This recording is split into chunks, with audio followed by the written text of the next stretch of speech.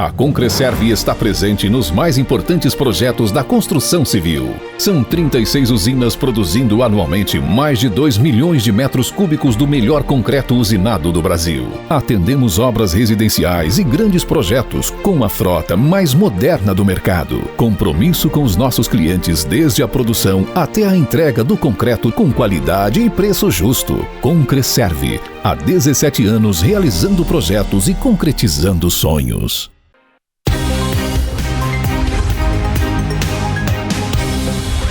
Direto ao ponto, com Augusto Nunes.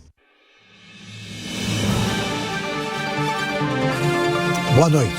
Neste momento, o programa Direto ao Ponto começa a ser transmitido ao vivo para todo o Brasil pelas emissoras afiliadas à rede Jovem Pan News, pelo canal Jovem Pan News no YouTube, no Facebook e no Twitter e pelo aplicativo Panflix.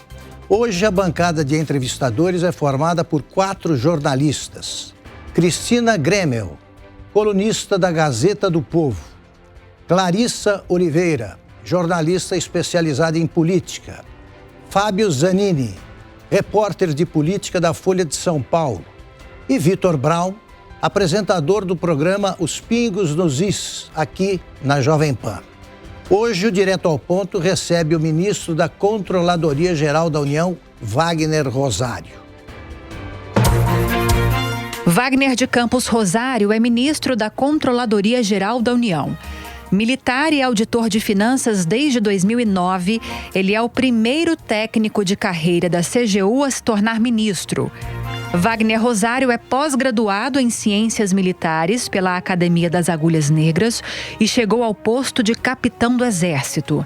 Mineiro de Juiz de Fora, ele possui mestrado em combate à corrupção e Estado de Direito pela Universidade de Salamanca, na Espanha. No combate à corrupção e investigações administrativas, Wagner Rosário já atuou na área de operações especiais em conjunto com a Polícia Federal e os Ministérios Públicos. Hoje, ele é o convidado do Direto ao Ponto com Augusto Nunes. Ministro Wagner Rosário, muito obrigado pela aceitação do convite para participar aqui do programa, conversar conosco por 1h30. Agradeço também a participação dos meus amigos jornalistas aqui. E eu começo fazendo uma pergunta que vai balizar aí a nossa conversa. Vou conversar sobre corrupção, de modo geral, mas eu queria que você, peço licença para te chamar de você também, você é muito jovem, você explicasse qual é, resumidamente, né, qual é o papel exato da Controladoria Geral da União. Bem, em primeiro lugar, boa noite a todos, é um prazer estar aqui. Bem, a Controladoria Geral da União, se eu tivesse que resumir, ela tem duas grandes missões. A primeira é aprimorar a gestão pública, então, através das auditorias realizadas, que é a nossa origem, a gente passa a fiscalizar os recursos públicos disponíveis e dar ao gestor um feedback que agregue a gestão, que ele consiga melhorar a gestão pública dele. Esse é o primeiro ponto. O segundo ponto e a segunda grande vertente da nossa missão é o combate à corrupção. Ali a gente desenvolve mecanismos, né, de combate voltados tanto para a detecção, ou seja, a gente tem que detectar casos de corrupção no governo, tem que sancionar esses casos e depois prevenir. Tentar entender esse esquema de como acontece a corrupção para criar medidas de prevenção. Então, se eu tivesse que dividir a missão da CGU em 2 pontos iniciais para todo mundo poder entender bem, aprimoramento da gestão pública e combate à corrupção. Por que você escolheu esse caminho, que não é fácil, né, num país como o Brasil, combate à corrupção? Olha, depois que eu resolvi sair do Exército, eu fui fazer um concurso e só 2 órgãos me interessavam. Primeiro, só o Tribunal de Contas, porque eu não conhecia a Controladoria. E comecei a estudar, e foram 2 anos de estudo, porque eu já queria trabalhar um pouco com controle de despesas. Quando eu cheguei na CGU, que eu passei no concurso, eu verifiquei que tinha uma área de investigação de casos de corrupção. Muito em conjunto com o Ministério Público, com a polícia, sempre foi uma área que me chamou a atenção, eu sempre gostei muito dessa área investigativa, e aí acabou que juntou a fome com a vontade de comer. Eu tive sorte de trabalhar nessa área, e a partir daí iniciei meu caminho mais voltado para a área de combate à corrupção do que de aprimoramento da gestão. Mas a casa atua nessas 2 vertentes. E certamente não falta trabalho para você. Não falta. Tá. Cristina, com você. Pegando o gancho da sua primeira resposta aí, que fala de auditoria de contas públicas e de fiscalização mesmo dos gastos e combate à corrupção. A gente teve esse repasse enorme do governo federal para estados e municípios, 82 bilhões, se não me engano, em função de Covid, e todas as denúncias que a gente está acompanhando agora, feitas pela Polícia Federal através das operações. Eu queria saber o quanto a Controladoria Geral da União rastreia esses recursos, já que eles saíram do cofre federal, e até que ponto o que a gente está vindo a saber agora, através de operações da Polícia Federal, teve um início de detecção lá na Controladoria? Eu não posso precisar quanto, mas foi boa parte, isso eu posso dizer. Na verdade, os recursos hoje, uma das grandes deficiências que nós temos de controle de recursos é que nós temos a União, os estados e os municípios, cada um com o seu orçamento. Então, muitas das vezes o que a União acompanha é o momento que o recurso sai da conta, tem uma ordem bancária lá para a prefeitura, a partir dali a gente perdeu a gestão daquele recurso. E as regras de transparência, tudo, eles vão seguindo dentro dos estados e municípios. O que a gente fez durante a pandemia? Em abril do ano passado, a pandemia começou ali em março, começou a ficar... Nós fizemos uma reunião interna no CGU e selecionamos 278 entes federados que seriam acompanhados.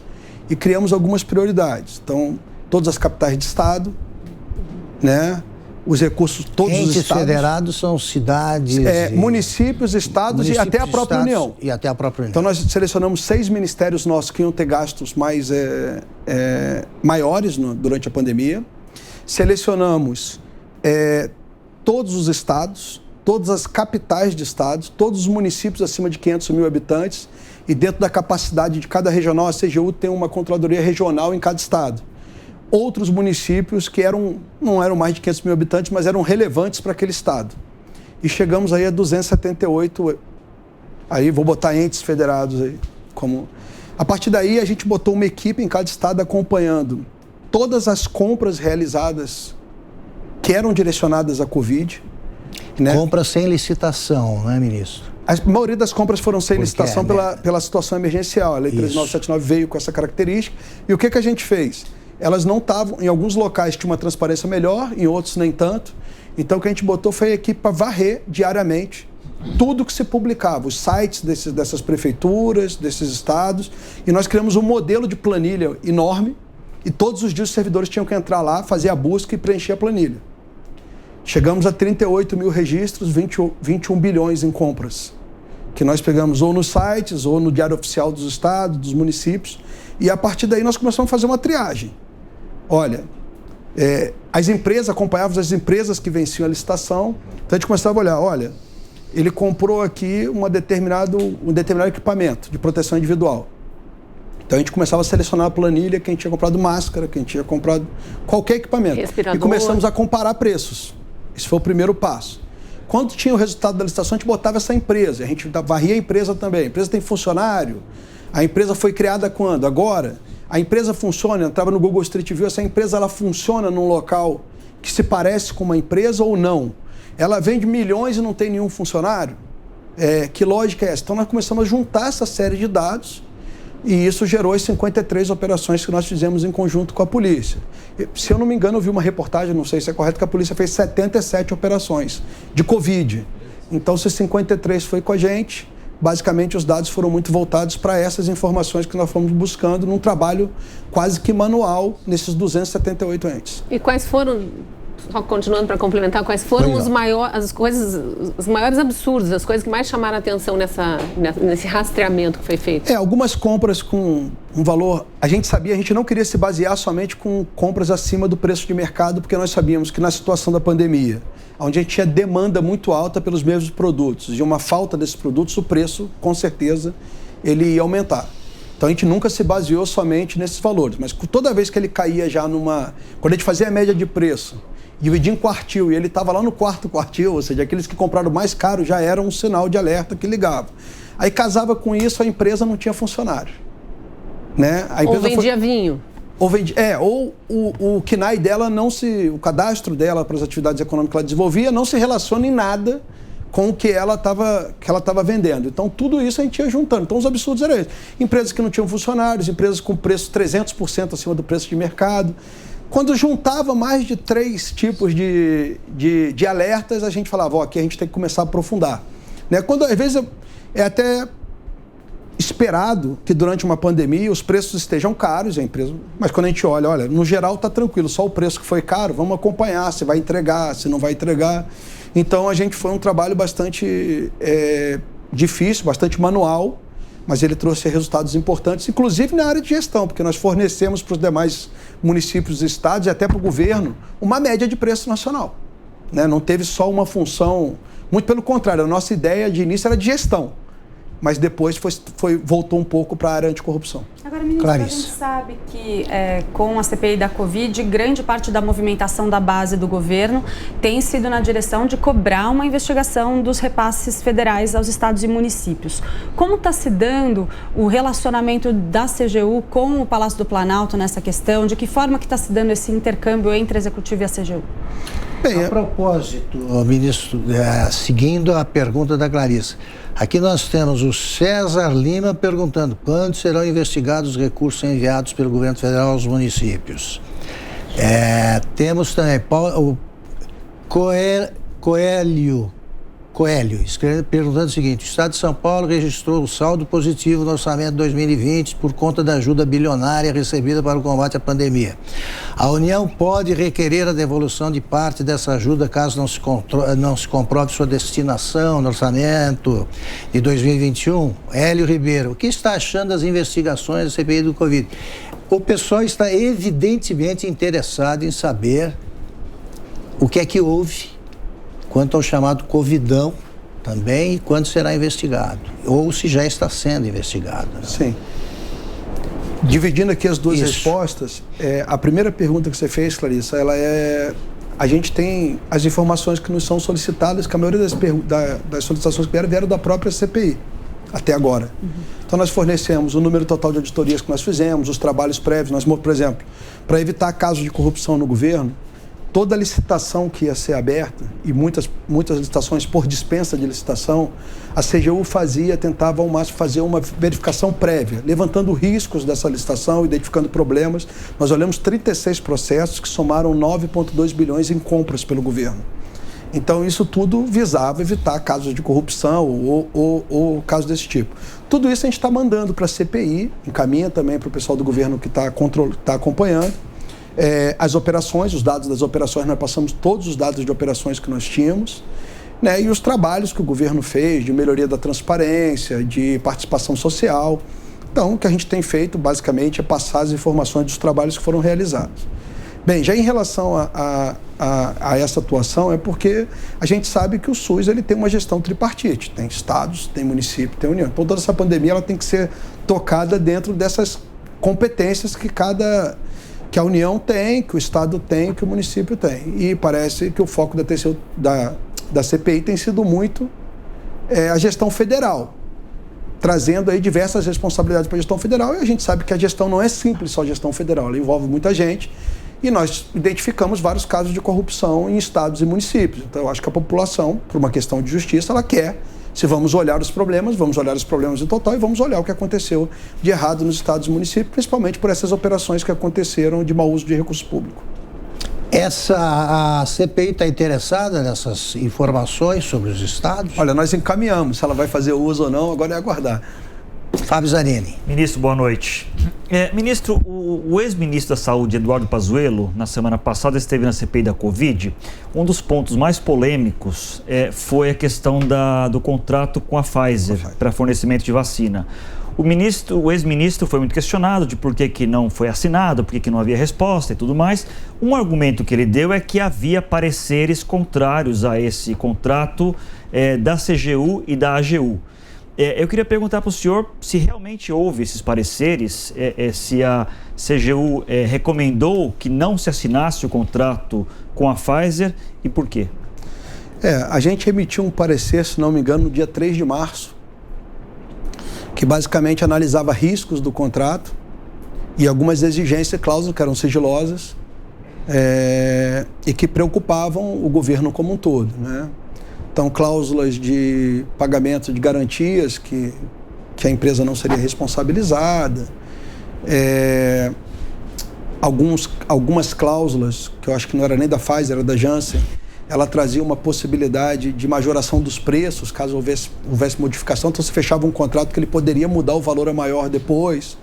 Então, isso tudo a gente foi colocando os problemas e medidas de mitigação desses riscos, né? O nosso parecer, ele apontava os problemas nessa época.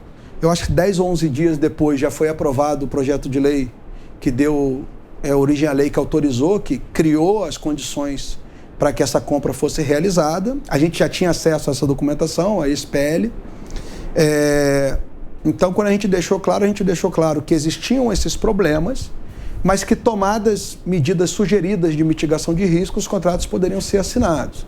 Então, assim, sempre teve uma conversa muito aberta. Realmente existiam cláusulas lá que eram cláusulas que fogem ao ordenamento jurídico. O ordenamento jurídico brasileiro não permitia, mas se tomando uma medida, como foi o caso de um projeto de lei ali que fez a modificação nas normas, não haveria problema para assinatura. Ou, caso não tivesse a modificação dessas normas, que fossem tomadas medidas de mitigação de risco que foram sugeridas no documento. Quais eram as cláusulas mais complicadas? E só para entender, olha, então não essas houve cláusulas estavam em sigilo, né? Então, assim, a gente pode falar por alto. Tinham garantias, assim, a empresa não poderia ser responsabilizada, né? Isso aí a própria empresa já admitiu. Tinham também cláusulas voltadas para foro, né? O foro onde que ia ser julgado, a empresa não responderia a processos aqui no Brasil. Então, tinha uma série de cláusulas desse tipo. A empresa também não responderia, teria que ser praticamente a União que responderia por efeitos adversos da vacina. Então, são cláusulas que não eram muito simples para a legislação que nós tínhamos. Então, nós apontamos esse problema, mas ele foi mitigado rapidamente com a vinda da lei. Vitor Brown. E todas essas cláusulas, ministro, foram corrigidas porque o governo, no final das contas... Não, elas foram mantidas. Nós tivemos uma lei que permitiu que elas fossem assinadas. Então, essas cláusulas que a Pfizer impôs, elas continuam valendo? Continuam valendo. Constam nos contratos que continuam valendo e constam nos contratos. E o que o senhor acha da possibilidade de que o senhor vá à CPI? Porque nessa discussão toda sobre as vacinas da Pfizer, o nome do senhor chegou a ser cogitado por alguns senadores como um possível convocado ou convidado para ir à CPI. O senhor iria e acha necessária a ida do senhor ou não? Eu acho que se os responsáveis acharem que a explicação da CGU é uma explicação importante para o que eles estão verificando, estaremos lá sem problema. O senhor acha importante, acha importante o seu depoimento? Acho que é necessário? Sobre o quê? Se eles tiverem alguma dúvida, né? Acho que se eles quiserem saber todos os trabalhos que a CGU desenvolveu e todas as medidas que nós tomamos com o embasamento técnico das medidas, a gente vai lá e explica. Elas já estão em documentos. Se eles quiserem só ler o documento também e solicitar informação, também se presta à necessidade. Assim, depende da necessidade que a CPI verificar, mas eu estou pronto para ir. Você precisa treinar, responder sim ou não. Então. nem todas as respostas são sim ou não. Mas, ministro, o senhor entende, na avaliação do senhor, o procedimento que foi tomado pelo governo federal diante aí dessa questão do contrato da Pfizer foi lento, foi rápido? O senhor disse, mudou-se a legislação, logo o contrato passava a ser adequado à legislação vigente.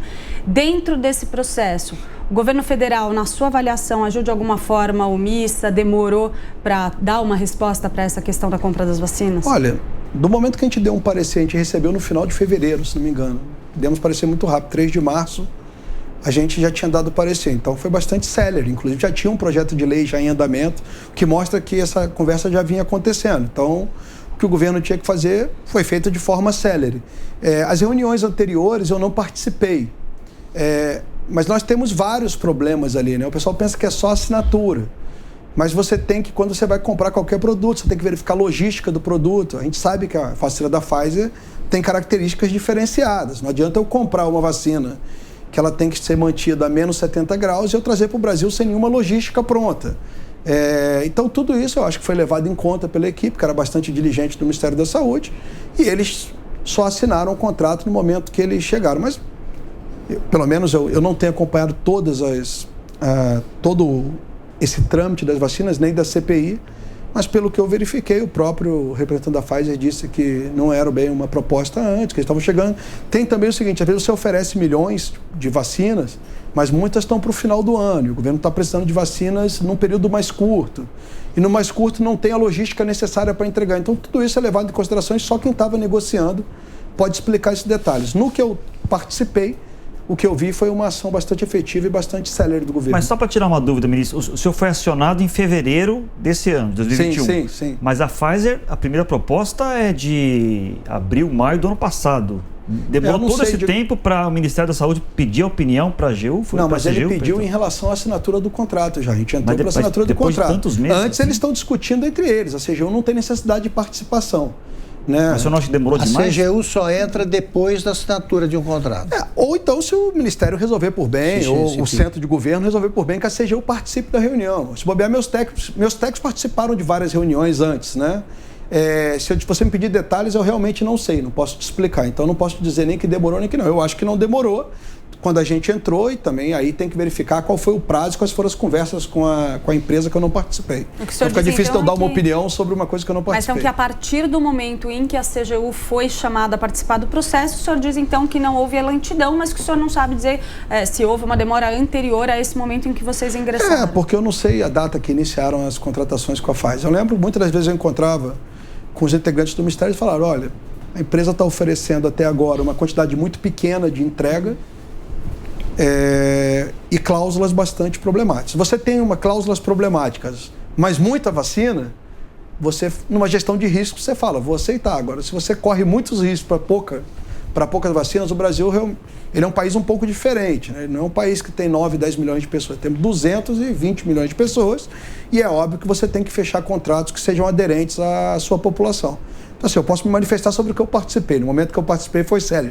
No momento anterior, eu acho que as melhores pessoas para discutir e explicar os problemas que foram advindos dessa assinatura são os próprios integrantes do Ministério da Saúde. Ministro, ainda sobre a questão das vacinas, que eu acho que falta explicar e fala-se muito pouco, essa questão da logística mesmo, do armazenamento e do transporte, que o senhor mesmo citou, o Brasil é um país enorme, fico imaginando levar 70 graus negativos lá para os rincões da Amazônia, uma vacina dessas. Isso foi considerado no parecer que a CGU elaborou, ou a CGU simplesmente olha o contrato e diz eles estão oferecendo isso e a gente tem que se virar com isso aqui? Nesse momento, não.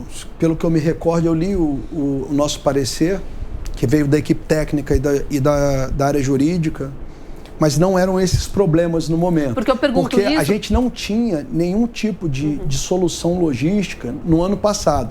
Mas, se não me engano, em dezembro ou janeiro já começaram a chegar aqueles recipientes que mantinham... porque o armazenamento tinha de ser feito a um tipo de temperatura que o Brasil não poderia... Teria dificuldade de fazer isso, né? Então, a Pfizer depois apresentou um recipiente específico. Pelo custo do transporte, exatamente. Né, enfim... Esse é o tipo de... frigorífico dentro de avião, não deve ser uma coisa barata. Esse tipo de análise que a CGU fazia nos contratos que iam ser fechados, já era quando o contrato estava pronto, por isso que quando a gente foi chamado em fevereiro para março, já era quando o contrato estava pronto, porque já tinha assinado antes, acho que em dezembro, um memorando de entendimentos, e depois veio o contrato. A gente se manifestou oficialmente no contrato. Então lá eu vou ver cláusulas do contrato.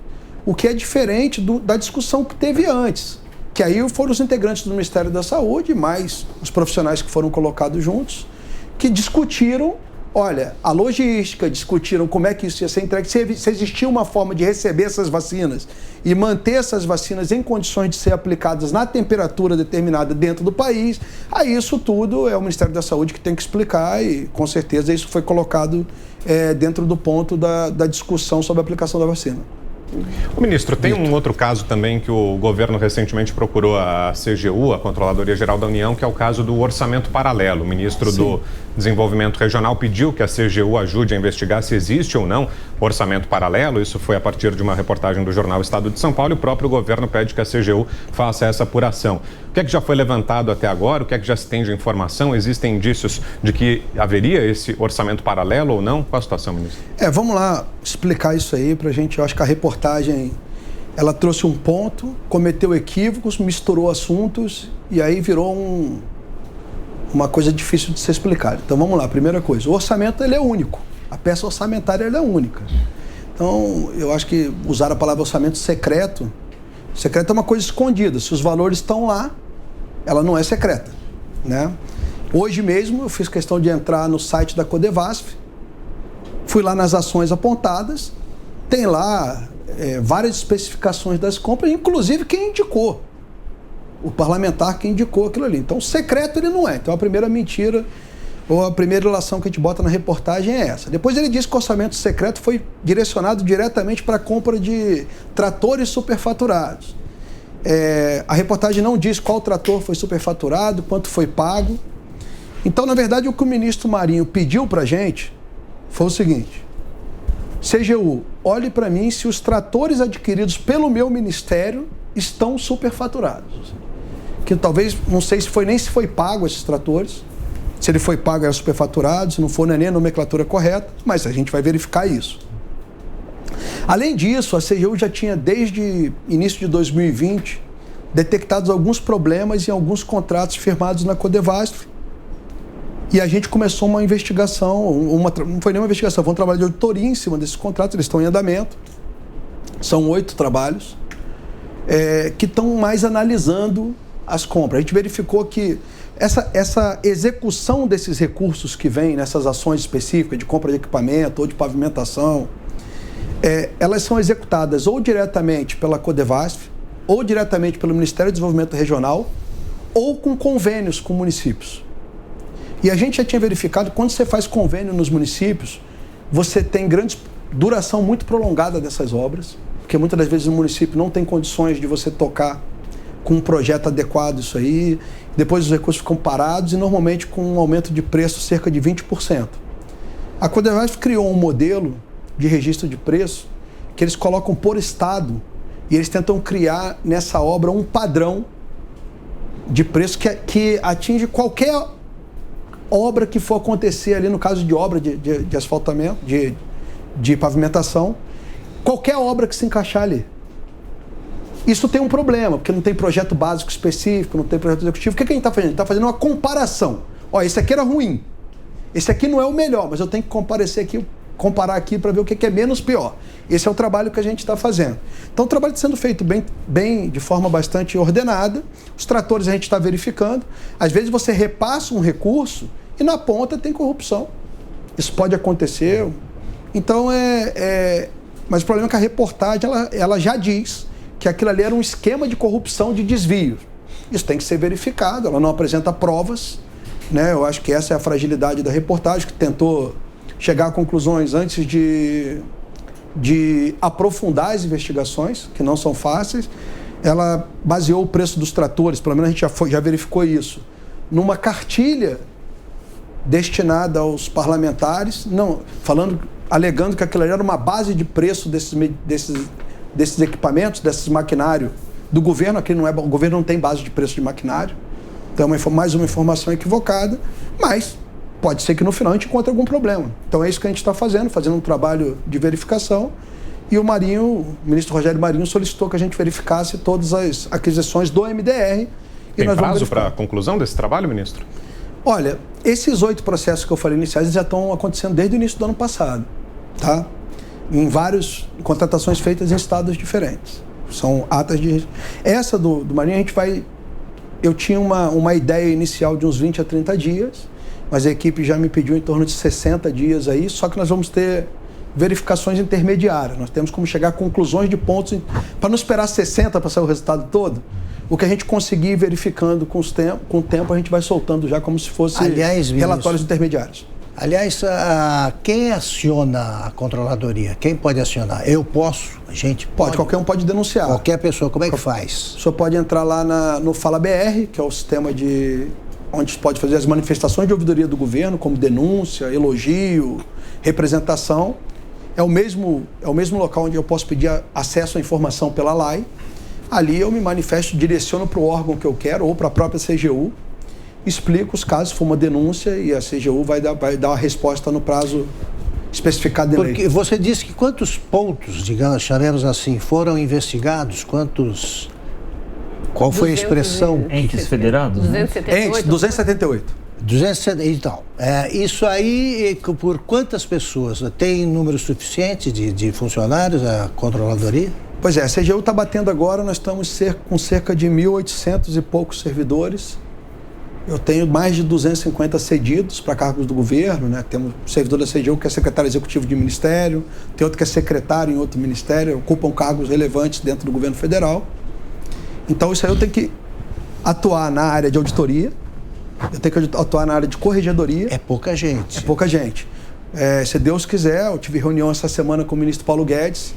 Se Deus quiser, nós estamos abrindo um concurso ano que vem para 300 auditores e 75 técnicos, né? É um retorno, é o que eu explico sempre, é um investimento. Ou seja, o gasto, ela custa para os cofres públicos, entre salário de servidores e manutenção de todas as suas unidades, 1,1 bilhão de reais. É o que ela custa. Ano. E o nosso benefício financeiro, só de a gente evitar a saída de recursos, recuperar, sem os acordos de leniência, foram 17,9 bilhões ano passado. No caso dessas verbas, quanto já foi recuperado? Ou quanto já foi identificado, né, como dinheiro desviado? Das verbas do Covid? Especificamente dos programas que nós verificamos, o prejuízo potencial, porque quando a gente começa a investigação, a gente pega um pedaço pequeno. Perfeito. O prejuízo potencial, 160 milhões de reais. O efetivo que a gente consegue garantir, que praticamente é certo, 40 milhões. Agora, as investigações estão em andamento e nós temos mais um sem número de investigações em andamento. Esse valor pode subir bastante. E tudo isso é recuperado, ministro? Esse dinheiro volta? Porque uma coisa é descobrir que ele foi levado, outra é chegar lá e pegar. Outra coisa é recuperar, exatamente. Ele é recuperado? Não necessariamente é recuperado. Agora, vou te dar um exemplo. Os acordos de leniência, que é um excelente instrumento de recuperação de ativos, a gente fechou 13 acordos que somam 16 bilhões de reais, já recuperamos 5. Os outros 11 estão em pagamentos parcelados nos próximos anos. Então, no caso desse dinheiro destinado ao combate ao coronavírus, não dá para garantir que tudo que foi desviado vai voltar? A única coisa que eu posso te garantir hoje de retorno foi os trabalhos que a gente fez e os próprios cidadãos devolvendo esse recurso. Já temos 280 milhões de reais devolvidos de cerca de 250 mil brasileiros. 254 mil cidadãos que devolveram os recursos. Agora, eu posso te dizer que na atuação, por exemplo, do auxílio emergencial, a nossa atuação junto com o Ministério da Cidadania bloqueando os casos deu uma economia de 7,1 bi. Agora, ministro, ainda essa questão do orçamento, essa figura da emenda de relator que se criou ali, salvo engano, em 2019, né? LDO de 19 para mim. Exato, Mesmo não sendo secreto o orçamento, acho que tem argumentos aí interessantes para dizer que não é secreto, mas não criam talvez um certo orçamento paralelo, digamos assim? O orçamento é um só, evidentemente, mas você tem uma parte do orçamento que tramita, como sempre tramitou, criou-se essa figura da emenda de relator, que aí é um poder que se dá de distribuição dessas emendas aí quase que sem controle nenhum, de maneira discricionária. Como é que se faz para fiscalizar esse tipo de emenda de relator? E eu pergunto se o orçamento brasileiro não é feito de maneira muito confusa, complexa, opaca e acaba dificultando a fiscalização e o acompanhamento. Quer dizer, essa figura do orçamento de relator, da emenda de relator, não é um exemplo disso, de criar-se uma confusão ali, um caminho paralelo que acaba eventualmente ensejando fisiologismo, até corrupção? Olha, na verdade, a RP9 ela é uma identificação do resultado primário, né? São despesas discricionárias que são colocadas, o relator passa a ter esse poder de indicar recursos, né? É óbvio que esse relator vai indicar conforme os interesses do parlamento, né? Isso entra numa discussão, assim, de como que a gente deve distribuir os recursos públicos. Se nós tivermos um critério só técnico, talvez os locais que não têm muito retorno de recursos jamais vão ser priorizados. Então, eu imagino quando o cidadão lá do interior vota num deputado, ele vota para que ele aprove projetos estruturantes para o país, mas também que esse deputado traga benefícios diretos para a comunidade dele, porque ele está votando nele, porque nunca ninguém levou o benefício que ele está esperando. Assim. Se a gente for verificar aqui dentro de um perfil técnico, eu sempre vou imaginar, eu vou construir uma estrada, eu vou construir uma estradinha, ou uma estradinha que liga duas cidadezinhas pequenas, que vai melhorar muito a vida daquela população pequena, ou vou investir esse dinheiro numa estrada que faz um escoamento absurdo de uma produção de soja ou do agro. Acho que a resposta técnica de todo mundo aqui é colocar o dinheiro lá. Só que esse invisível também quer ser visto. E ele quer que o deputado dele leve. Eu acho que essa junção de interesses, ela é interessante dentro do orçamento. Talvez o que a gente vai ter que chegar a uma conclusão é de quanto pode ser direcionado para essas emendas que vão ter um cunho mais de atendimento ao eleitorado ali, direto dele, lá no interior, e quantas vão ser levadas para projetos estruturantes. Eu acho que essa divisão é a divisão que a gente tem que ter no orçamento. Agora, essa é uma discussão que eu acho que lá não é muito técnica, ela é política. Ou seja, o orçamento tem que estar mais na mão do Legislativo, o Legislativo tem que ter uma participação maior na indicação dos recursos, ou fica tudo seguindo critérios técnicos de retorno socioeconômicos dentro do Ministério?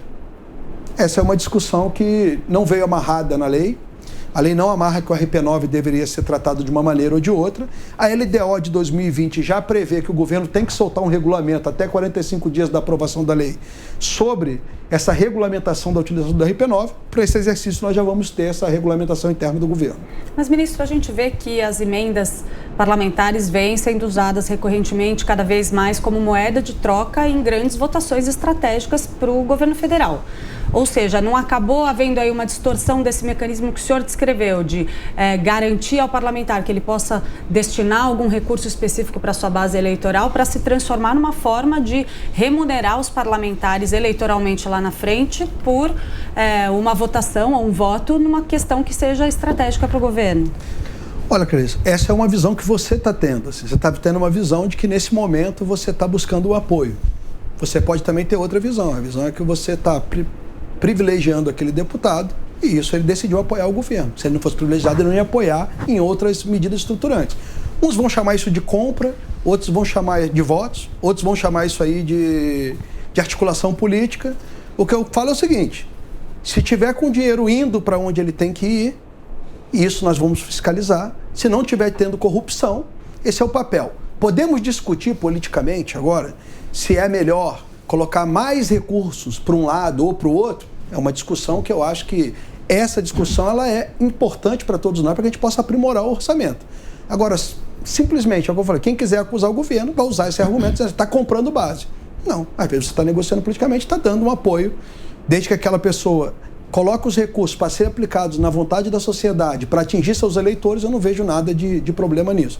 Agora, estaremos lá, a Controladoria Geral da União, o Tribunal de Contas da União, verificando se esses recursos estão chegando onde deveriam chegar. Pela sua experiência, ministro, é possível sonhar com o fim da corrupção ou é melhor falar em redução da corrupção? Redução, fim é impossível. Fim é impossível. Por quê? É impossível, porque eu acho que é que nem eu falo, a gente trabalha na melhoria da segurança pública. Alguém tem esperança que não vai ter assaltante, que não vai ter alguém que vai matar alguém que vai cometer um crime louco, entrar numa escola e atirar em todo mundo? Vai ter um louco desse. Como vão ter pessoas que você pode tomar as medidas de prevenção que você quiser, criar um ambiente, uma cultura maior de integridade, mesmo assim a pessoa vai querer cometer corrupção. Então nós temos que tentar trabalhar com uma cultura real de integridade e a gente precisa fazer isso não só dentro do governo, a gente tem que lembrar que o governo ele é uma representação da sociedade, nós temos que trabalhar na sociedade como um todo e assim com essa cultura a gente conseguir levar esses níveis de corrupção a níveis os menores possíveis. Na sua opinião, o desmonte da Lava Jato prejudica ou o que foi feito ao longo dos anos todos, que trouxe tanta esperança para os brasileiros, pode se perpetuar ainda por um tempo? Não, eu acho que pode se perpetuar. Eu acho que esse é um momento em que a gente tem que saber separar bastante as coisas. Os órgãos de controle têm que procurar identificar erros que tenham cometido, e esses erros não apagam os casos de corrupção que aconteceram, corrigir para que não ocorra nenhum excesso. Agora, esse legado não pode ser perdido. Assim, a CGU não colocou junto com o Ministério Público, tem acordos de leniência que foram assinados com o Ministério Público, foram assinados com a Advocacia Geral da União. Esses órgãos, os 5 bilhões que a gente tem na conta, não foi doação de empresa que quis doar para o governo. Foi devolução de pagamento de propina, de casos de corrupção. Então, assim, tentar criar uma fumaça de que nada aconteceu é uma loucura. Agora, a gente tem que estar bastante atento. Isso vai ter que ter uma inteligência de todos. Eu acho que toda vez que você tem um balanço que ele vai para um lado, quando ele volta, ele nunca volta para o meio. Ele ultrapassa um pouco e a gente tem que evitar que ele não ultrapasse muito. Muitas pessoas estão reclamando, foram cometidos excessos. Não, olha só. Todos estavam trabalhando sob pressão, vamos entender o excesso, vamos tentar regulamentar. Agora, isso não apaga o trabalho brilhante que foi feito pelo Ministério Público Federal, pela Polícia Federal Brasileira, por todos os órgãos. Então, acho que a gente está num momento da gente ter bastante calma. Eu acho que eu vejo muitas acusações que tem em relação aos envolvidos na Lava Jato, que são normais de uma investigação, parece que é crime, mas para mim são normais de uma investigação. Acusação contra os investigadores. Contra os investigadores. Vejo pontos também que são bastante preocupantes, porque quando a gente vai verificar a origem dessas informações que vão contra os investigadores, são de informações que jamais seriam aceitas numa acusação de ninguém, e agora pode ser aceita para absolver, e detalhe, sem nenhuma comprovação que essas informações elas são fidedignas, são verdadeiras, não tem uma prova sobre isso. Então eu acho que é o momento da gente parar, ir com calma. Em relação ao trabalho do MPF, o pessoal fala assim, na CGU eu tenho certeza que não teve desmonte de combate à corrupção, na Polícia Federal acredito também que não. Segue como era antes? Sempre como era antes, estamos com a mesma... O único problema que nós tivemos é o próprio aposentadoria de servidores e coisas, que se Deus quiser nós vamos conseguir fazer o concurso. E agora, eu acho que o Ministério Público está numa discussão interna, tenho certeza que eles também têm maturidade para ser uma instituição bastante importante e correta, né? Eu tenho que verificar as medidas que estão sendo adotadas, eu não estou acompanhando as medidas internas, vejo falando, acabou com a força-tarefa, não sei se acabou com a força-tarefa, se simplificou, eu não sei como é que está esse acontecimento lá dentro, mas eu acho que cabe, é uma instituição independente, e eu tenho certeza que ela vai chegar num modelo de corrupção que seja interessante para o país, de combate à corrupção. Agora, ministro, o que se vê é o que eu costumo chamar de faroeste à brasileira, né? É o bandido que persegue o xerife. Sim. É o que tem acontecido. A gente vê a libertação de pessoas condenadas e, ao mesmo tempo, a tentativa de punir o procurador Deltan Dallagnol, de transformar em réu o juiz Sérgio Moro. Tá? Vejo tudo invertido. O STF atrapalha ou ajuda o combate à corrupção? Não, eu acho que o STF ele é um órgão importantíssimo para o país, é um órgão que dá as decisões em última instância, é um órgão constitucional. Poucas das decisões que a CGU toma são levadas ao STF, algumas vão. É claro que a gente não concorda com todas as decisões, mas concordar é uma coisa, respeitar é outra. Eu não concordo com várias, mas respeito todas, porque é uma instituição essencial ao país. Acho que no final das contas, se a gente fizer análise, é claro que o STF ele só pode ajudar. Eu não posso dizer que a Suprema Corte do país atrapalha o combate à corrupção. Mas eu acho que às vezes nós temos que fazer uma análise se as decisões que estão sendo tomadas, quais vão ser as consequências dessas decisões. E a impressão muitas das vezes é que nós tomamos medidas ou algumas decisões que possam colocar em risco o combate à corrupção. A decisão em segunda instância foi bastante discutida, a condenação em segunda instância, perdão, mas eu acho que essas decisões elas estão sendo tomadas e os processos estão sendo retomados. Caso eles consigam ser finalizados dentro das novas regras que foram colocadas e que já sirvam de parâmetro para os próximos julgamentos, né? E esses casos não tenham prescrição, eu tenho certeza que foram decisões que vão vir só a corroborar o crescimento do país. Eu quero reiterar que, claro, a instituição merece todo o respeito. Sim. Agora, é perfeitamente discutível, né, qualquer decisão monocrática. Sim. Um ministro decide, ele pode perfeitamente estar errado. Né? Exatamente. Eu acho que as decisões monocráticas elas têm que ser mais liminares, né? Tem que ser provisórias e a gente submeter a discussão a todo o plenário. Mas eu acho que tudo isso está fazendo parte do aprendizado e eu tenho certeza que esses acontecimentos vão fazer o país crescer como um todo. Ministro, deixa eu pedir licença para o Augusto para reproduzir a pergunta que ele fez trocando o sujeito. E o governo Bolsonaro tem ajudado ou atrapalhado o combate à corrupção? Eu vejo uma ajuda muito grande. Assim, faço parte do governo, estou lá dentro. Assim, quem conhece o presidente ele tem uma característica que é sensacional, ele não quer nada para ele. Ele é uma pessoa, vou te falar, sábado, domingo, tinha uma mensagem dele 5 da manhã para mim, falando, olha, estou sabendo no caso de corrupção não sei onde, dá uma olhada para mim, por favor, e verifica se está acontecendo alguma coisa. Ele deu toda a liberdade de trabalho, né? A gente está trabalhando com eu acho que o governo tomou uma medida no início do governo que foi essencial, parece pequena, mas é uma das mais importantes em combate à corrupção, foi a criação de critérios mínimos para ocupação de cargos. A gente botou critérios de... Técnicos, né? E isso aí serve para todos os cargos até DS6. Então já é um ponto interessante, porque você já começa a filtrar na entrada. Então, assim, acho que o governo Bolsonaro como um todo, a gente vai construindo, tenho certeza que vai ser um governo que vai deixar um excelente legado no combate à corrupção. Agora, ministro, nesse ponto, o senhor é um ministro nomeado, né? Sim. A CGU é um ministério como outro Sim. qualquer, né? Esse modelo dá ao senhor autonomia para investigar, por exemplo, algum colega de ministério ou o próprio presidente da República? Tem casos, né, que foram ter sido citados aí de suspeitas envolvendo ministros. O caso do Ricardo Salles, por exemplo, recente. Sim. Teve o antigo ministro do Turismo, que agora já não é mais. Tem o caso das rachadinhas lá que não envolve exatamente o governo, mas enfim, é um caso que acaba resvalando um pouco no próprio presidente. O fato do senhor ser demissível a qualquer momento, né, basta uma canetada do presidente, basta ele usar a famosa BIC dele, não deixa o senhor um pouco de mãos amarradas? Talvez esse modelo de CGU não deveria ter uma certa independência até funcional?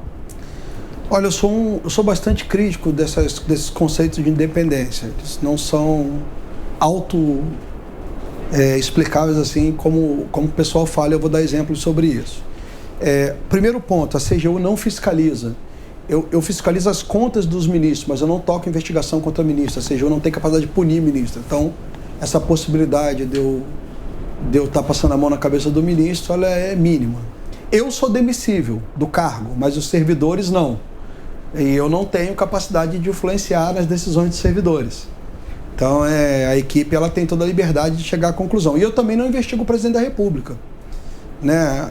Você tem uma CISET, uma controladoria lá, uma setorial de controle interno, específica, que eu não sou o chefe, ela só é subordinada tecnicamente a mim. Então, assim, esses riscos que você colocou em relação aos ministros e ao presidente, ele não existe, porque eu já não investigo essas figuras, né? Em relação aos demais, a essa independência, eu sempre questiono, o pessoal fala, qual é a independência que tem? O órgão tem a sua independência, os servidores são todos concursados, de carreira, tem seu nome. Eu não vejo muita diferença disso para um procurador da República. Eu sei que todo mundo, o procurador da República é independente, inamovível, não sei o quê. No caso dos acordos de leniência, eu sempre cito. Fechamos já 13 acordos de leniência e o caso de corrupção que nós temos durante o acordo de leniência não é um funcionário da CGU nem da Advocacia Geral da União. Foi um procurador da República, com todas as independências e todos os casos que nós tivemos.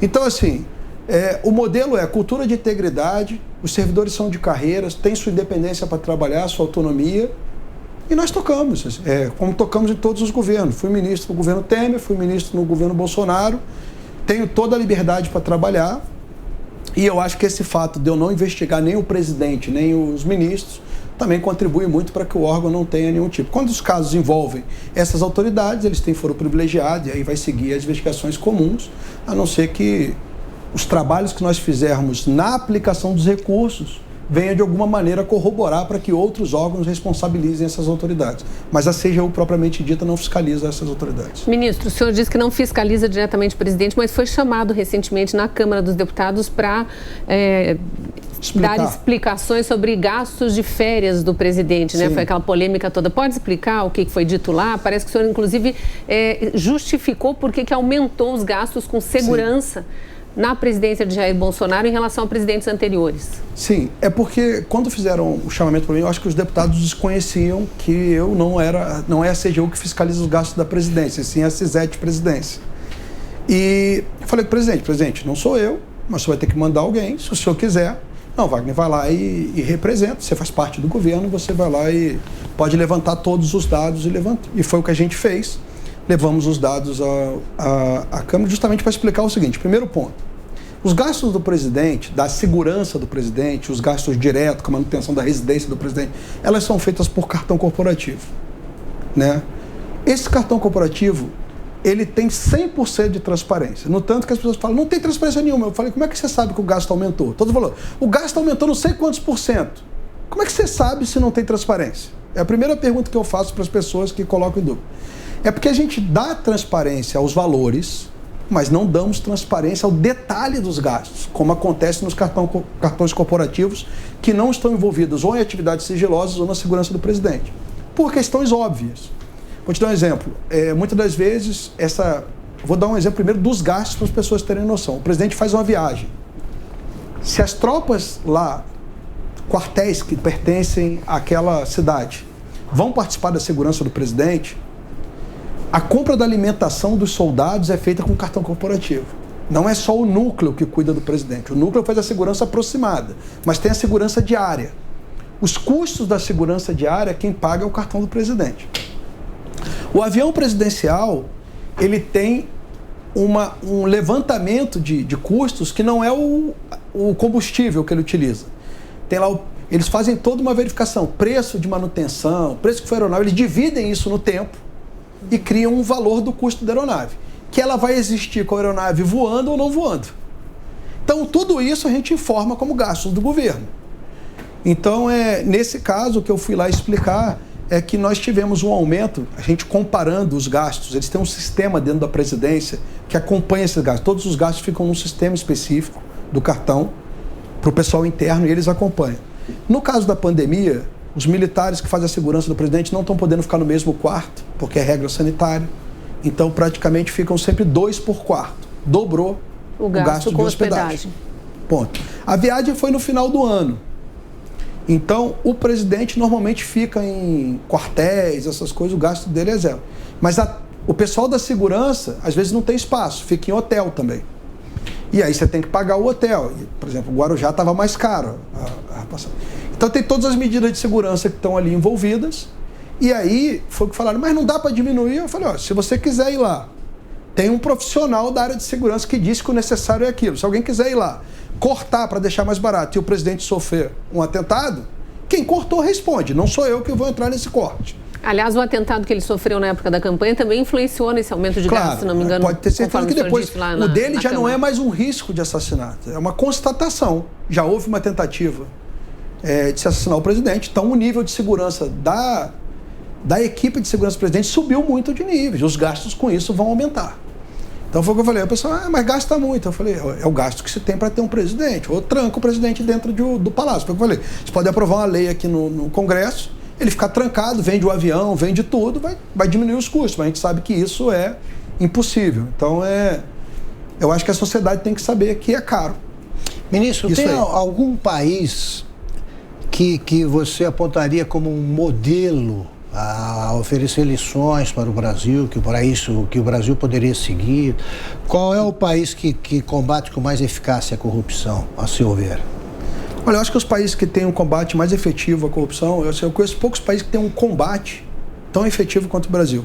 Falando porque quando eu vou para o exterior, eu converso com as pessoas e dou ideias de investigação que muita gente fala para mim assim, como é que você pensou nisso? Eu falei, porque lá tem certo nível de corrupção que faz a gente pensar em várias coisas. Mas assim, os países que mais combatem a corrupção assim, em termos efetivos, na verdade eles não combatem a corrupção. Eles conseguiram criar uma estrutura de integridade, uma cultura dentro desses países, onde a corrupção é pequena. E eles não fazem muitos controles, porque o controle ele já custa dinheiro. Vou dar um exemplo claro. Mandei 2 servidores, a gente fez um sistema de cruzamento de bases e ele ganhou um prêmio interno. Nossos servidores fizeram e hoje eu digo que boa parte da casa trabalha com esses sistemas. Nós temos a CGU antes e depois desse sistema de cruzamento de dados. Quando esse sistema foi feito, os servidores apresentaram num concurso e ele ganhou um prêmio. E quem nos presenteou, cada embaixada dos países nórdicos lá, eles distribuíam uma viagem. E quem deu o prêmio para o Brasil foi a Suécia, deu uma viagem para conhecer os órgãos de controle lá na Suécia. E o Brasil foi, a gente tinha um servidor, então a Suécia pagou a viagem de um e a CGU pagou a de outro. Porque o grupo que desenvolveu o sistema eram 12, 13 pessoas, só 2 foram conhecer. E chegou lá, eles começaram a mostrar todos os cruzamentos que eles fazem para detectar fraudes. Então, por exemplo, olha, a gente cruza a base do Bolsa Família com a base do Renavan, e aí eu verifico se a pessoa recebe Bolsa Família e ao mesmo tempo tem um veículo de 80 mil reais. Isso aqui é uma incoerência que não pode acontecer. Aí o sueco perguntou assim, mas para que vocês fazem isso? Eu falei, não, para ver casos de corrupção. Ele falou assim, mas quem roubaria dinheiro dos pobres? Então, assim, esses países, eles são efetivos no combate à corrupção, mas se você for ver as medidas que eles tomam, são baixas, eles não tomam medidas. Por quê? Porque eles chegaram a um nível de corrupção muito baixo. Então, eu falo assim, o Brasil é desenvolvido em medidas anticorrupção, em cruzamento, mas eu acho que o sonho meu como cidadão, no carro que eu ocupo, é levar esse nível de controles ao menor nível possível. E como é que se faz isso? É só com o tempo. E com educação. Trabalhando, educação. Cria medidas preventivas, educa as pessoas. Eu falo que a gente tem diversas medidas para detectar fraude. Mas a que vai trazer mais resultado quando voltar às aulas é um programa nosso, que é um por todos e todos por um, pela ética e pela cidadania, que a gente quer levar a aula de ética para todas as crianças no Brasil. Medidas como essa, a médio prazo, trazem muito mais resultados do que 1 milhão de medidas de controle. Porque você vai para um julgamento posterior, aí vai para o judiciário, e aí tem várias interpretações. Então, assim, a gente sabe que se quantidade de controles resolvessem problemas, e chega uma hora, se você tem muito controle, daqui a pouco o controle está sendo mais caro do que os resultados advindos desse controle. Então, eu acho que o trabalho está na prevenção, o trabalho está na mudança de cultura da sociedade, mas isso não se muda de um dia para o outro. Eu acho que esse debate todo que a gente está tendo, ele vai ajudar para que no futuro a gente tenha menos controle e mais integridade. E endurecimento de penas, ministro, será que isso é efetivo ou também não dá tanto resultado? Eu acho que em alguns casos sim, em outros não. Em alguns casos, se não, você botar a pena de morte para tudo, não acontecia nada e continua acontecendo os casos. Em alguns casos eu acho que é importante, porque pode inibir, mas você tem que estudar caso a caso, verificar mais ou menos no mundo como isso aconteceu. A lei brasileira hoje, o senhor considera branda com relação à punição de corrupção? Olha, eu não acho que a lei é branda, eu acho que ela muitas das vezes, você tem muitos recursos para postergar essa sanção, o que gera uma sensação de impunidade. Para treinar a resposta de sim ou não, alguma coisa que foi visto na Suécia existe no Brasil ou não existe no Brasil? Alguma coisa que foi vista? Existe, eu acho que a nossa lei de transparência evoluiu, muita deles é mais evoluída porque eles abrem mais coisas. Eu falo que abrir informações, o máximo de informações não quer dizer que você é transparente só. Eu acho que essas informações têm que ter interesse, têm que ser analisadas. Esse país tem culturas diferentes, não dá para comparar com a nossa cultura. Eu acho que o Brasil ele tem leis efetivas, já melhoramos muito, temos aprimorado. Hoje tem uma preocupação constante com transparência. A nova lei de governo digital agora, acho que é 14.119, se não me engano, ela trouxe uma série de requisitos de transparência que a gente já vinha trabalhando. Transparência de notas fiscais eletrônicas, transparência de inativos militares, do salário dos inativos militares, dos aposentados civis. Então, assim, eu acho que esses países trazem inspiração, sim, mas eu acho que o Brasil já tem hoje isso bastante consolidado e é um exemplo já a nível mundial. Vamos agora para um rápido intervalo. Nós voltamos já com a segunda e última parte da entrevista com Wagner Rosário, ministro da Controladoria Geral da União. Até já.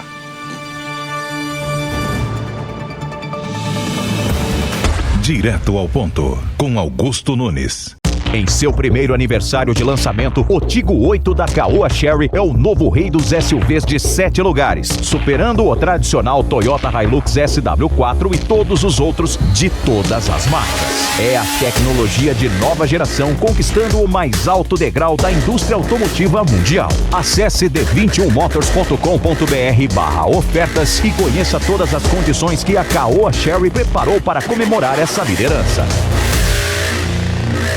A Concreserve está presente nos mais importantes projetos da construção civil. São 36 usinas produzindo anualmente mais de 2 milhões de metros cúbicos do melhor concreto usinado do Brasil. Atendemos obras residenciais e grandes projetos com a frota mais moderna do mercado. Compromisso com os nossos clientes desde a produção até a entrega do concreto com qualidade e preço justo. Concreserve, há 17 anos realizando projetos e concretizando sonhos. Direto ao ponto, com Augusto Nunes. Estamos de volta para a segunda e última parte da entrevista com o ministro da Controladoria Geral da União, Wagner Rosário. Ministro, em 2018 foi a Controladoria Geral da União que assinou o acordo de leniência com a Odebrecht. Foi. Que resultaria na devolução de 2 bilhões e 720 milhões de reais. Este ano foi devolvido? Está sendo devolvido. O Código Odebrecht é 20 e poucos anos de... Pois bem, diante da revogação, das condenações impostas ao Lula, da sessão que considerou suspeito o juiz Sérgio Moro, Os antigos donos, os donos da Odebrecht já se movimentam querendo de volta parte desse dinheiro. Para mim é um completo absurdo. Isso pode acontecer? De maneira alguma. Por quê? Tudo que nós temos lá é um acordo fechado com a empresa assumiu aquelas irregularidades, ou seja, foram eles que assumiram, né? É um dos critérios para que a gente feche um acordo de leniência, né? A empresa assume a responsabilidade objetiva. Ali não é o empresário admitindo isso aí, ele vai para a discussão da responsabilidade penal dele. Aqui a responsabilidade objetiva da empresa, né? A empresa, através de seus representantes, assinou um acordo e ela sabe quais são as consequências de você descumprir as cláusulas do acordo. Quais são? Olha, a gente retira todos os benefícios que demos à empresa, ela passa a não poder mais contratar com a administração, todos os descontos que foram dados de multa da Lei 2846, eles acabam, a gente também aplica todos da Lei de Probidade Administrativa no máximo. Acho que não é um bom negócio para a empresa tentar pensar nisso, não. Ela não pode alegar que foi coagida, ela não pode alegar que o cenário mudou, que naquele momento... porque houve a participação na leniência do Ministério Público também, certo? No da Odebrecht, o Ministério Público assinou um acordo e nós assinamos outros depois. Eles não podem argumentar que o cenário mudou, novos fatos invalidam aquele acordo? Todo mundo que estava lá tomou café, água, conversou.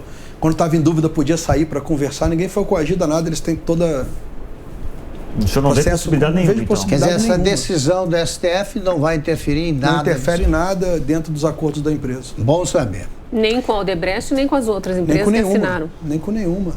Ali, todas as informações trazidas foram trazidas por livre e espontânea vontade pela empresa. Ministro, voltando às questões da pandemia, o senhor até falou agora há pouco sobre as fraudes no auxílio emergencial.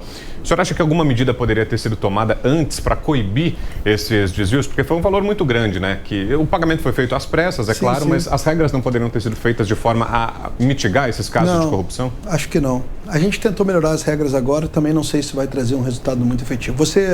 O jeito de você controlar esses recursos é você cruzar a base de dados. Essas bases elas já têm precisões. Esse é o primeiro ponto. Segundo ponto é que os critérios, eles não são muito fáceis de serem aferidos. Então, vou dar um exemplo claro aqui. A renda ela é familiar. Vai descobrir numa comunidade mais carente, onde as pessoas têm os filhos, aí o filho já constrói um puxadinho em cima, casa com a vizinha, tem 2 filhos, depois ele constrói o outro, o segundo filho constrói atrás. Daqui a pouco, como é que você vai saber o que é a família? O que não é, o que é uma nova família, quem faz jus, quem não faz, quem tá junto, quem não tá.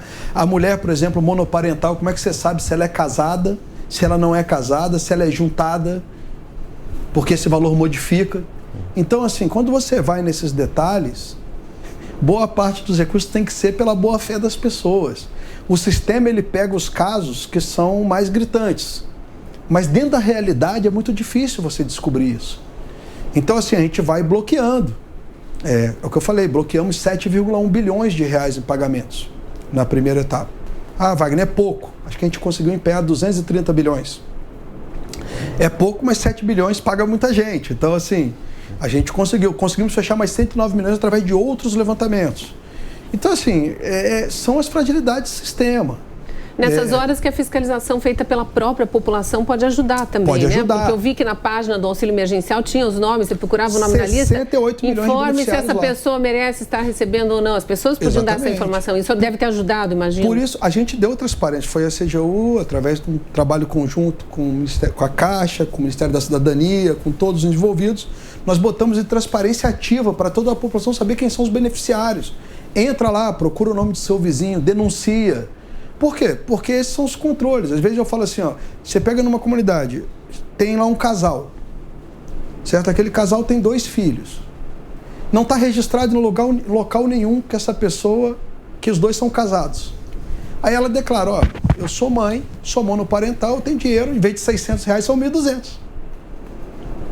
A pessoa, como é que vocês não verificaram isso? Não tem como saber. Por sistema não tem como saber. Mas o vizinho sabe se tem carro na garagem. Por isso que a participação social é importante. A transparência ela vem com esse objetivo. Mas, ministro, o senhor fala muito sobre transparência, mas aí eu queria falar até um pouquinho com o senhor sobre a Lei de Acesso à Informação, que o senhor citou agora há pouco. A gente, que é jornalista, acaba tentando controlar gastos do governo, a gente passa com frequência por situações como, por exemplo, fazer uma solicitação pela Lei de Acesso à Informação, ter essa solicitação recusada recorrentemente, às vezes com critérios que não param muito em pé. Existem até cursos para jornalistas para tentar ensiná-los a driblar a atuação de órgãos federais que tentam mascarar dados que deveriam ser transparentes. Vou até citar um exemplo para o senhor. Eu já fiz solicitações com alegação de que seriam questões de segurança presidenciais que barraram totalmente, depois de várias tentativas, dados de viagens de servidores da Apex, sem nenhuma justificativa que parasse de pé. Servidores da Apex? O senhor acha que... Servidores da Agência de Promoção de Exportações, por exemplo, dizendo que a questão era a segurança do presidente da República. Agora, diante desse cenário, dessa dificuldade que a gente sabe que existe, todo mundo que é jornalista tenta levantar informações, sabe que isso acontece. Dá para confiar que há, de fato, uma transparência? Como tentar evitar que o próprio governo tente mascarar informações que deveriam ser públicas? Olha, eu vou começar discordando de você, que você falou assim, Wagner, a gente tem curso para driblar. Não, vocês têm curso para aprender a pedir. Porque muitas das vezes vocês pedem uma coisa que não é acesso à informação. É acesso à informação, não é tirada de dúvidas. Então, assim, ali não é um canal de consulta. Vem cá, me diz como é que é tal coisa. Não, é acesso à informação. Você tem uma informação? Tem. Quais são as informações que são protegidas? São as informações sigilosas, amarradas em lei, e as informações pessoais. Ou seja, dados de pessoas. A Apex, você já trouxe um caso que ele é... A Apex é sistema S. Não sou eu que regulo. Então, assim, se você fizer um pedido no Ministério da Saúde e te negarem, tem a segunda instância, que é o ministro. Não tô falando e depois vem a terceira instância. Mas eu tô falando assim, não, estou falando que quando te negarem, esse pedido vai bater na minha mão para análise. E eu reprovo várias negativas determinando a entrega da informação. E é direto, pode olhar lá. E acontece com muita frequência. Existiu uma negativa e depois... E a gente volta. Agora, a Apex, você citou um caso que me deixa muito tranquilo, porque a Apex não passa por uma revisão minha. Então, assim, é um órgão, ele é como se fosse o sistema S. Ele tem uma vinculação com o Ministério das Relações Exteriores. Mas o sistema S... Mas também está sujeito à Lei de Acesso à Informação. Ele é sujeito à lei, não como a gente, como a gente soltou um decreto do governo. Olha só, o presidente Bolsonaro soltou um decreto criando regras de transparência para o sistema S. Ok? Só que eu não sou instância de recursal. Eles respondem por eles. A Apex responde por eles. Eu também não concordo, e tenho que ver, que a Apex poderia incidir a segurança do presidente numa viagem. Não consigo entender. Mas o que eu estou te falando é que esse exemplo que você deu não é o melhor, porque ele não pega o órgão que está submetido à Lei de Acesso à Informação, que são a maioria dos órgãos do governo. A gente nega a informação? Nega. Por exemplo, a pessoa quer saber quem entrou na residência do presidente. A residência é a residência. Ali vai os amigos da filha do presidente, dos filhos, da esposa, de qualquer um. Não estou falando do presidente Bolsonaro, não. Negávamos no presidente Temer, negávamos na Dilma e negávamos no Lula. Então, assim, são só os pontos que a gente tem que deixar claro. E as nossas decisões, elas são muito embasadas. Muito. E pode ir lá, e até te coloco, Clarice, caso você tenha alguma dúvida, algum caso que você não se sinta satisfeito, está lá, meu telefone lá na CGU à disposição para que a gente possa debater o assunto e apresentar uma justificativa técnica. Ministro, queria voltar no ponto aí dos gastos públicos com a pandemia. Sim. Fazer uma pergunta sobre um gasto federal, que foi um gasto muito polêmico. Sim. Que é o presidente Bolsonaro, logo no começo da pandemia, determinou que o Exército fabricasse muitos comprimidos de cloroquina. Não tenho o número de cabeça aqui, mas são milhares de comprimidos de cloroquina. Cloroquina, todos sabemos, o remédio chamado tratamento precoce, que não tem comprovação científica e tudo mais. O senhor acha que esse é um gasto correto de dinheiro público com um medicamento que, para usar um eufemismo, é bastante controverso? Olha, primeiro ponto, eu não acompanhei essa compra porque a CGU não fiscaliza 4 ministérios do governo. Ele tem uma cidade específica: a Presidência, a Defesa, Relações Exteriores e a Advocacia Geral da União. Esse pessoal está fora do meu espectro de fiscalização. Então, jamais vi esse contrato. Mas você sabe do caso, né? Já vi o caso. Eu sempre coloco o seguinte, Fábio, que é uma pergunta que eu faço. Eu tenho amigos que também têm essa mesma opinião. O medicamento não tem comprovação científica. O que eu pergunto para todos é o seguinte: você já pegou Covid? Quando você pegou Covid, você tomou o quê? Eu tomei não sei o quê, não sei o quê, não sei o quê. Esse remédio aí tem comprovação científica contra o Covid? Esse que você está tomando aí, que você falou que está falando para mim. Não, é um anti-inflamatório, é não sei o quê. Não estou te perguntando o que ele é. Eu estou te perguntando se ele tem comprovação científica contra o Covid. Não sei. Não, por que você está tomando, então? O SUS, ele vai ter que estar com medicamentos à disposição. Eu, por exemplo, quando eu peguei, eu queria tomar. O médico que falou que eu não deveria. Mas imagina que vai ter gente que não acredita e não vai querer tomar, vai ter gente que vai querer tomar. Ok? E essas pessoas têm o direito de pedir, se o médico prescrever, o remédio vai ter que estar disponível. Ponto. É assim. Se ele tivesse. Agora, é diferente, público... Fábio, de você me falar assim: olha, tem esse remédio com comprovação científica e eu optei por comprar um sem comprovação científica. Eu acho que é uma loucura. Mas você está me trazendo um caso seguinte: não tem nada. Mas e não tem não tem comprovação científica. Tudo bem, mas qual que tem? A gente está dando. O que os médicos estão dando quando você vai para o hospital? Mas é o caso de usar dinheiro público, do orçamento público. Não, eu estou perguntando assim, o que o governo compra, então? O que o governo compra? Se nada tem comprovação científica, vamos deixar o cara parado lá, falar, volta para casa, espera a vida. Mas meu ponto não é esse, ministro. Meu ponto é usar dinheiro público para instruir o Exército a fabricar usar o seu laboratório. Eu não vi o processo, não vi as quantidades. Eu não vi o processo, não vi as quantidades. Agora, o que eu vi é que houve uma distribuição dessa medicação e vários governadores distribuíram e deram liberdade ao médico. Se o médico quiser, o médico vai. Porque a gente vai ver o seguinte: a quantidade que foi fabricada, ela foi excessiva, tem demanda para isso? Vamos verificar. Vai ser usado por um, por outro. Nós temos outras doenças que usam medicamento. Eu acho que eu não sei nem quanto que foi em dinheiro, se isso aí foi relativo. Porque como eu não fiscalizo, eu não olhei. O custo desse medicamento é muito mais baixo que o Remdesivir, por exemplo. Agora, o que eu tiro o que eu encerro essa discussão, na minha visão de cidadão, é a seguinte: vários brasileiros que eu conheço, independente de comprovação científica, se a gente for no conceito estrito de comprovação científica, muitos dos medicamentos que nós tomamos em várias doenças não têm comprovação científica. Vejo várias decisões judiciais para compra de remédio de milhões sem nenhuma comprovação científica e ninguém vê problema nisso. Aí fala, mas lá é uma doença terminal, aqui é uma doença que você vai para o hospital e depois de 6 dias você está morto. Então, assim, eu acho o seguinte: toma-se medidas buscando o melhor possível e depois ficar fazendo julgamentos posteriores. É fácil. Agora, tá ali com poder na mão de ter que tomar uma decisão, eu faria a mesma coisa, entendeu? Principalmente por um medicamento que tem um baixo custo. Ministro, eu queria insistir nesse negócio da devolução do dinheiro, né? Parece que 12 negociações foram feitas. 13. Com empresas investigadas, quantas? 13. Até agora. A soma foi de 13 bilhões e 600 milhões. Esse dinheiro vai ser recuperado quando? Você já disse numa resposta anterior que estão devolvendo. Agora, quando é que o gerúndio aí vai virar outro verso? Quando é que eles terão devolvido já? 5 bi estão em conta. Os outros 8 bi... Tem prazo? Tem prazos de pagamento, né? Essas empresas, principalmente as empresas oriundas da Lava Jato, vieram com uma situação econômica bastante deteriorada. Tem que lembrar o seguinte: a empresa se envolveu no caso de corrupção, pagou propina, o dinheiro não foi um dinheiro que ela desviou e guardou num cofre aqui, está lá rendendo. Você tem pagamento de propina, você tem dinheiro que em vários tipos de atividades ilegais. Então as empresas vão ter que pagar. Nossos valores já são nossos critérios de cálculo desses valores, porque nós temos 2 tipos de valores. Temos o que é ressarcimento ao erário, que a gente não pode negociar. Por exemplo, propina é prejuízo, é dano, o cara tem que pagar. E tem o que a gente chama ali de multa, que nós temos a lei nos dá ali uma margem de negociação, conforme a colaboração de empresa, até 2/3 da multa da lei 2846. Então tudo isso é feito de uma forma direta e as empresas, a gente faz um estudo.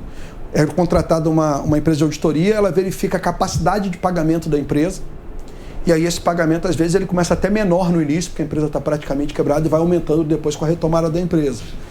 Então, eu vou falar que esses valores estão divididos em até 20, acho que o maior prazo foram 25 anos.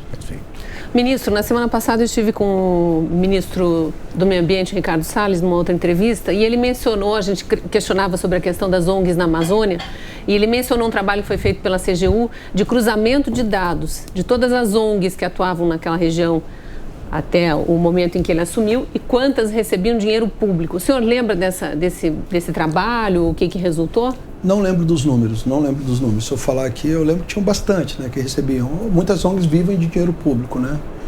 Mas não lembro agora de cabeça os números. O ministro, falando no Ministério do Meio Ambiente, semana passada o Fábio até mencionou, houve aquela operação que teve como um dos alvos o ministro do Meio Ambiente, Ricardo Salles. A CGU também participou dessas investigações porque elas envolvem também o que seria uma tentativa de obstrução de justiça por servidores do próprio governo, um agente da inteligência, da Agência Brasileira de Inteligência, fiscais do IBAMA, que teriam atuado até colaborando em um determinado momento com as investigações da PF para evitar a fiscalização ambiental. Isso passou pela CGU também, essa operação? Não passou, mas aí, como você já contextualizou, Vitor, eu vou tentar só colocar. Eu não tive acesso, só tive acesso à decisão judicial, li a decisão com bastante calma sobre os fatos.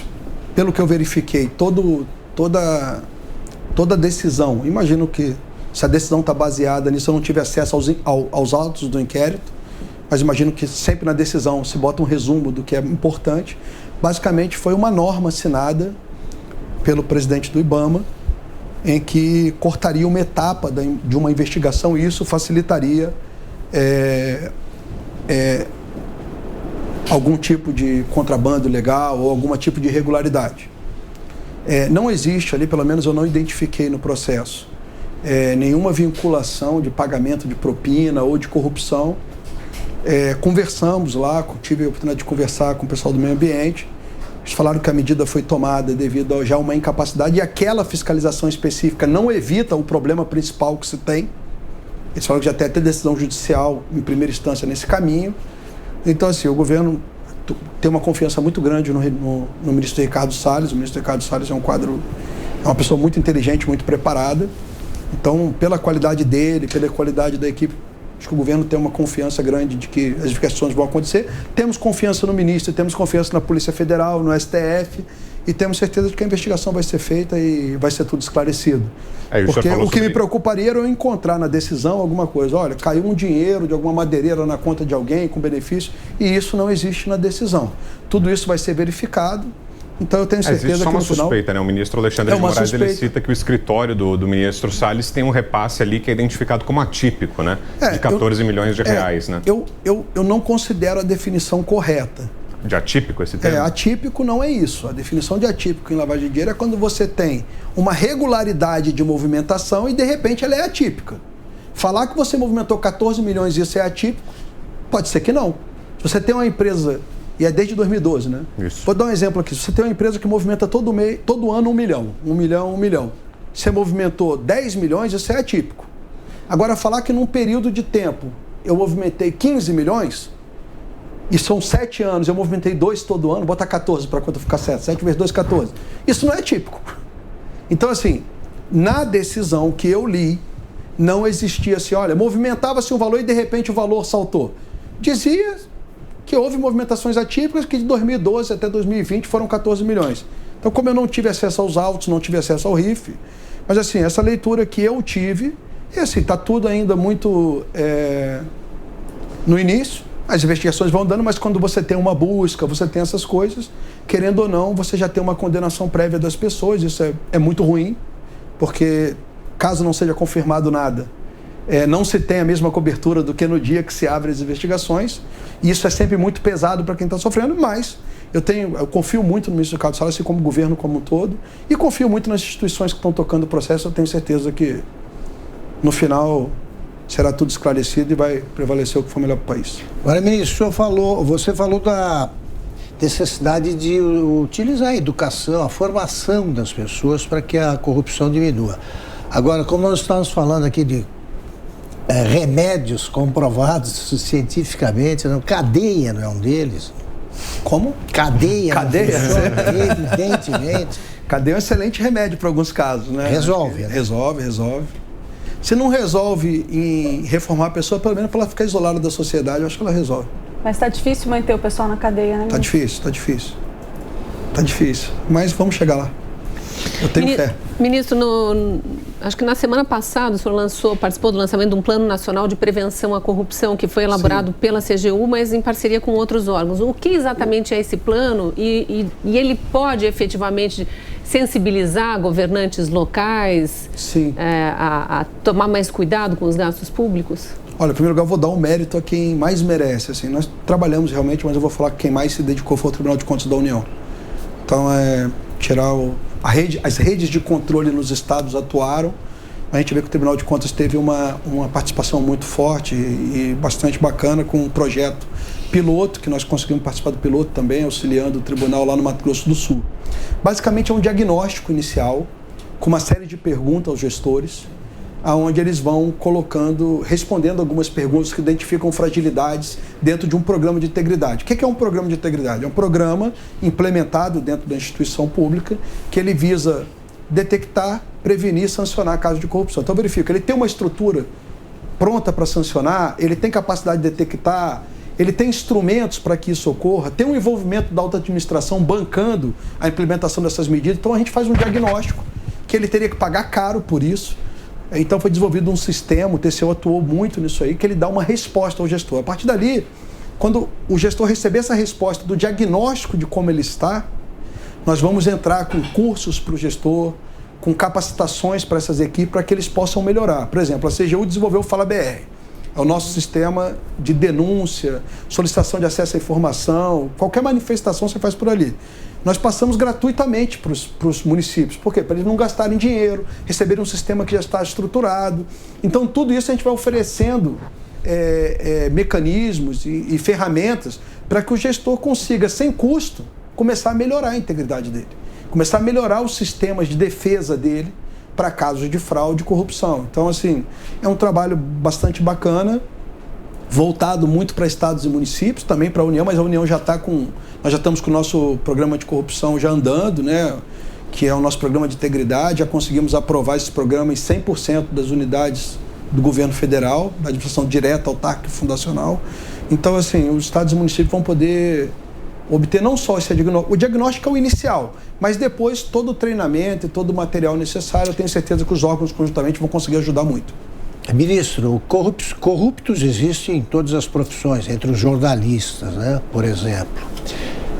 Você já encontrou algum caso de corrupção na controladoria? Sim, demitimos 2 servidores num determinado estado, não vou falar aqui para... na verdade, eles vendiam o que eles não faziam. Eles recebemos uma denúncia de um servidor que procurou um prefeito. A gente estava fazendo auditoria e ele fez uma promessa, disse ao prefeito que ele conseguiria mudar o resultado da auditoria. E cobrou um valor por isso.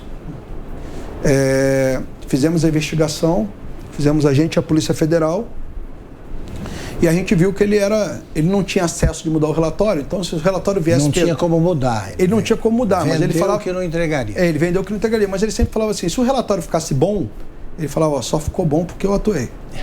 E se ficasse ruim, ele falou, que estava muito pior. Então, assim, detectados, 2 foram demitidos e foram. Então, nós já pegamos casos de corrupção. Infelizmente, foi na minha gestão. Eu acho que foi o único caso de corrupção na casa. Já sancionei outros servidores por não cumprir o expediente, bater o ponto e sair. Então, assim, são problemas que nós vivemos. Nós não somos perfeitos. Eu falo sempre, um órgão que combate a corrupção, as práticas ruins, não é que ele não tem internamente, não é o fato de não ter, são as medidas que você toma quando você detecta. Essa é a diferença. Você não pode admitir nunca isso, tem que ser duro e célere, mas assim, a gente faz parte da sociedade, claro. É uma representação e nós vamos ter isso, como qualquer órgão. Ministro, o senhor como militar, ex-militar, capitão, né? O que o senhor achou da participação do general Pazuello ontem no Rio de Janeiro na manifestação lá com o presidente Bolsonaro? Gerou uma crise, inclusive, com o próprio comando do Exército, né? A situação do Pazuello não é uma situação normal, né? O ministro Pazuello, ele virou ministro, né? Ele saiu da força. Se ele tivesse na força direta, ele jamais participaria de nenhum ato. E já deveria estar na reserva? Ficou fora. Essa é uma decisão dele, né? Eu acho que vai ter que ser apurado. Mas existem regras, né? Os Forças Armadas têm regras para tem regras bastante duras, assim. Eu acho que foi uma decisão dele, caso o processo disciplinar que for instaurado, ou a apuração que for instaurada, chegar à conclusão que ele agiu em desacordo com as normas previstas, ele vai ser sancionado. Isso, né? Ele falou? Eu não vi. Feita a averiguação, vai ter contraditório para a defesa, como é qualquer processo, ele vai se manifestar, se chegar a essa conclusão, ele vai ser sancionado. Ô, ministro. Simples assim, como todos que cometeram algum tipo de sanção já foram. Algum tipo de irregularidade já foram. E o senhor, pelo visto, tem um contato bastante próximo, né, com o mundo político. Uma curiosidade que eu tenho, o senhor pensa em seguir carreira política, em concorrer a algum cargo eletivo? Não, de jeito nenhum. Hipótese alguma? Não. Tem nem perfil, acho que não tem nem 10 votos. E assumir um outro ministério que não tem ser a CGU? Ministro, a gente está outro ministério além da CGU? Não sei, É. só se fosse uma área que eu tivesse um conhecimento maior. Se for áreas assim, assume um ministério para assumir, eu não tiver conhecimento, eu não vou nunca. Ministro, a gente está num aperto enorme aí nas contas públicas, a gente já viu uma tentativa ali de uma pedalada, a gente corre o risco de uma mega pedalada, como tentar lidar aí com essa situação? A CGU tem um papel aí para ajudar o governo a controlar isso? Assim, os conceitos de pedalada hoje são bastante variados, né? Mas essa não era muito flexível não, ministro, estava bem claro. Qual era a pedalada? A gente teve toda uma movimentação no orçamento federal ali que extrapolava a capacidade do governo de pagar suas próprias contas. Ia se aprovar um orçamento para chegar lá na frente, o governo não ter como pagar a conta de luz. Mas lembre-se que essas alterações foram promovidas pelo relator do orçamento, não foi pelo governo. Mas é negociação com o governo, né, ministro? O governo tem participação na negociação do orçamento. O relator é alinhado ao governo federal, que é parte da base que se reunia com o ministro da Economia com frequência. O fato do relator do orçamento ser simpatizante do governo ou gostar do governo não quer dizer que todas as atitudes que ele toma são em comum acordo com o governo. Então, assim, eu não conheço o relator, ele não estava lá dentro para saber se ele combinou com o governo ou não. Eu acho que não foi combinado, porque para as reuniões que eu fui chamado para tentar resolver o problema, nós fomos lá e atuamos de forma bastante direta, tentando buscar mecanismo para recompor esse orçamento, principalmente as despesas obrigatórias. E foi o que o governo fez. Agiu, tomou as medidas, agora está lá o orçamento para ser aprovado, chegou-se aí eu não acompanhei essa última parte, mas as despesas obrigatórias, que era o problema, foram solucionadas, nós temos recursos. E vamos acompanhar agora. Vamos lembrar que o governo já tem ali, todo ano você não gasta em torno de 42 bilhões de reais. Então, assim, a gente é sempre bastante seguro, bastante age com bastante precaução para evitar que as contas públicas não desandem. Então, eu acho que foi feita a mesma coisa agora e não vai ter pedalada nenhuma. Ministro, infelizmente o nosso tempo está chegando ao fim. Eu pergunto se você tem alguma coisa a acrescentar, quer mandar um recado para um país que sofre há tanto tempo com a corrupção, você tem 1 minuto para isso. Bem, Augusto, primeiro agradecer a vocês pelo convite, é uma honra estar aqui, podendo esclarecer o trabalho da CGU e do governo.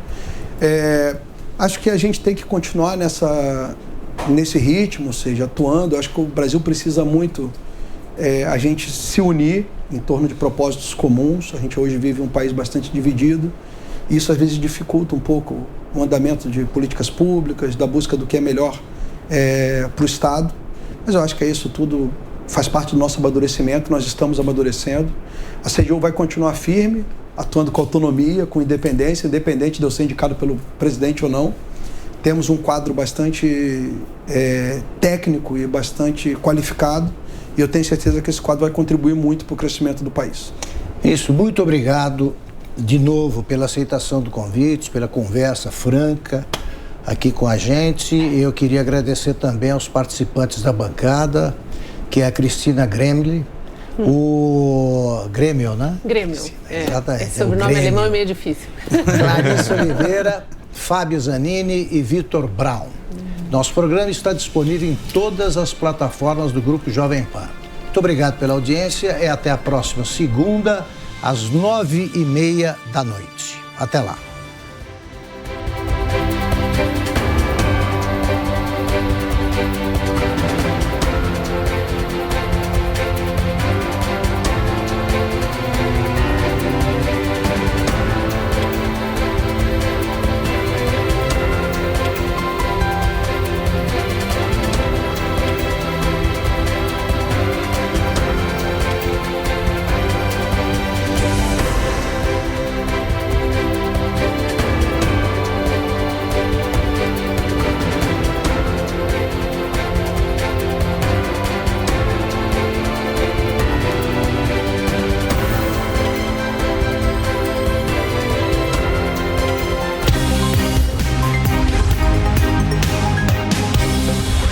Direto ao ponto, com Augusto Nunes.